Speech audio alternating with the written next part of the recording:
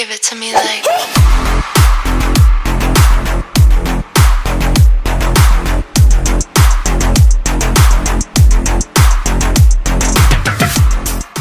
A paz seja convosco. Vamos fazer mais um devocional, encher nosso coração com a palavra de Deus em nome de Jesus. O título é Fome de quê?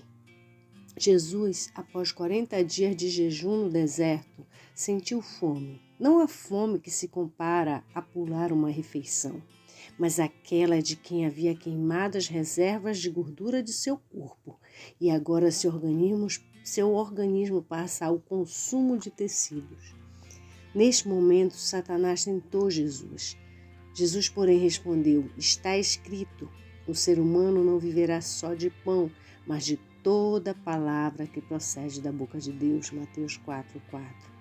Nesta passagem, Jesus deixa claro que existem dois tipos de alimentos, o espiritual e o natural. Também diferencia a fome de saciedade e ensina a escolher não satisfazer os anseios do próprio corpo. Este estudo, baseado no livro A Cultura do Jejum, de Luciano Subirá, explicará verdades a respeito do jejum. O primeiro e o último Adão.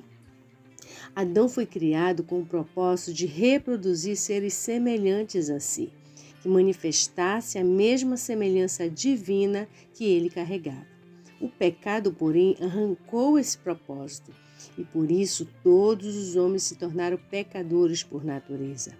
Portanto, assim como por um só homem entrou o pecado no mundo, e pelo pecado veio a morte, assim também a morte passou a toda a humanidade, porque todos pecaram. Romanos 5:12. Cristo, entretanto, veio como o último Adão. Seu papel não era apenas perdoar os pecados da humanidade, mas cumprir a vontade de Deus e criar a partir dele uma linhagem que fosse semelhante a Deus. Se a morte reinou pela ofensa de um e por meio de um só, muito mais os que receberam a abundância da graça e o dom da justiça reinarão em vida por meio de um só, a saber, Jesus Cristo. Portanto, assim como por uma só ofensa veio o juízo sobre todos os seres humanos para a condenação, assim também por um só ato de justiça veio a graça sobre todos para a justificação que dá vida. Porque como pela desobediência de um só homem muitos se tornaram pecadores, assim também por meio da obediência de um só, muitos se tornarão justos. Romanos 5, versículo 17 ao 19. O pecado original de Adão, ao desobedecer a Deus, envolvia comida. E Jesus, primeiramente, foi tentado também com comida. A proposta por trás desse alimento era a desobediência. A queda de Adão levou à necessidade de redenção. A tentação de Jesus visava comprometer a redenção que havia sido disponibilizada. Jesus foi fiel e declarou que o ser humano não viverá só de pão, mas de toda palavra que procede da boca de Deus. Dois tipos de alimento. O que é nascido da carne é carne, o que é nascido do espírito é espírito. João 3,6.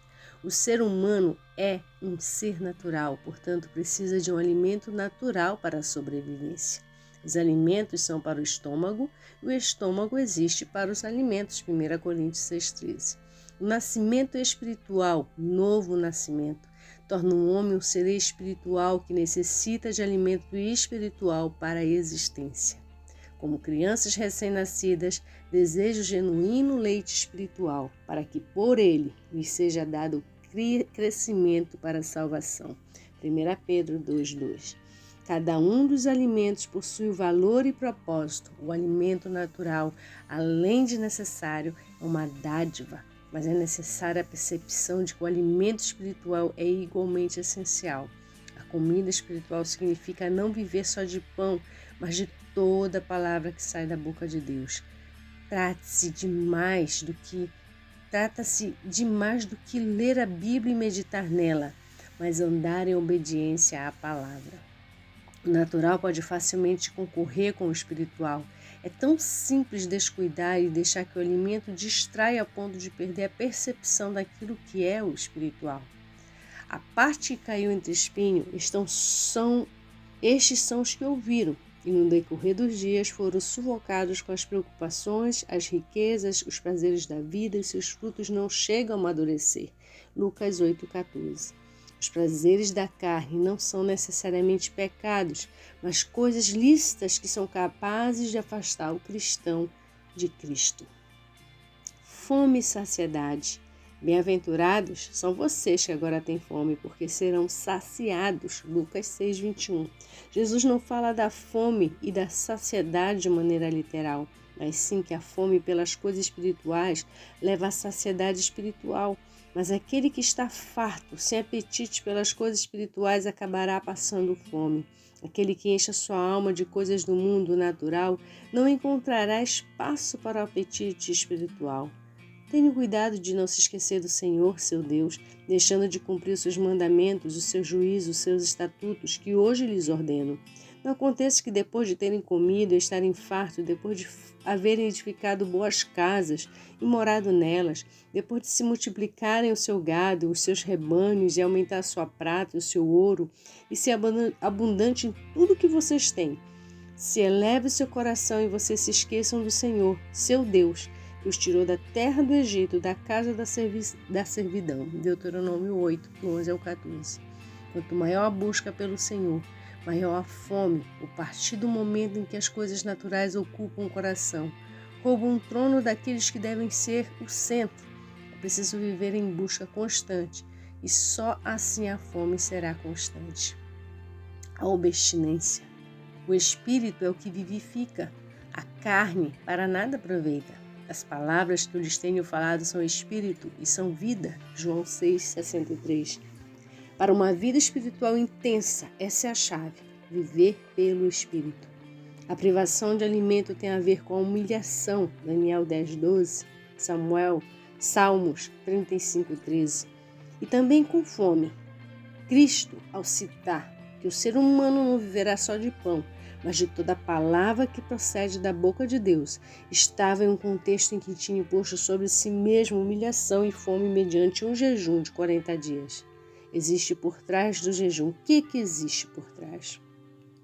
Nosso espírito é fortalecido na proporção em que a carne é enfraquecida. O controle das fontes e apetites da carne possui a voz mais apelativas em nós. Será uma excelente disciplina que muito contribuirá para o aprendizado da vida no espírito.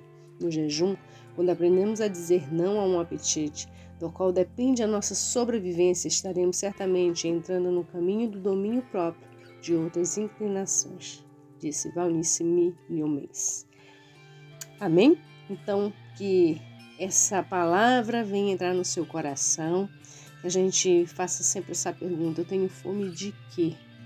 Então, que o nosso espírito tenha fome de crescer espiritualmente, dependendo de Cristo todos os dias da nossa vida, que a gente venha ser saciado pela presença do Senhor, em nome de Jesus. Deus abençoe a sua vida. Amém.